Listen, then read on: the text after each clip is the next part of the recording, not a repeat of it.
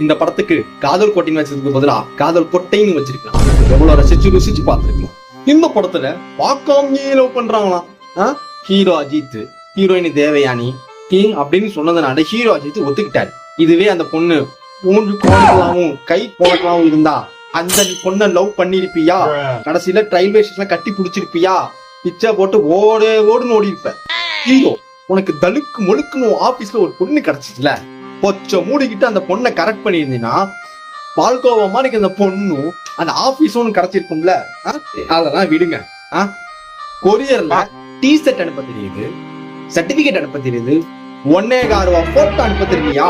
அப்படி அனுப்பியிருந்தா 6.5 மணி நேரம் முடிய வேண்டிய படத்தை இல்லி இழுத்திருக்க மாட்டீங்களா? எங்க நெத்தி இல்ல வானத்தை போல இந்த படத்துல 4 அண்ணன் தம்பி இருப்பாங்க. இந்த 4 அண்ணன் தம்பிக்கும் கல்யாணம் பண்ணி தரதான் இது ஒரு கதை. இதை கேட்டா உங்களுக்கு பாண்டியன் ஸ்டோர் மாதிரி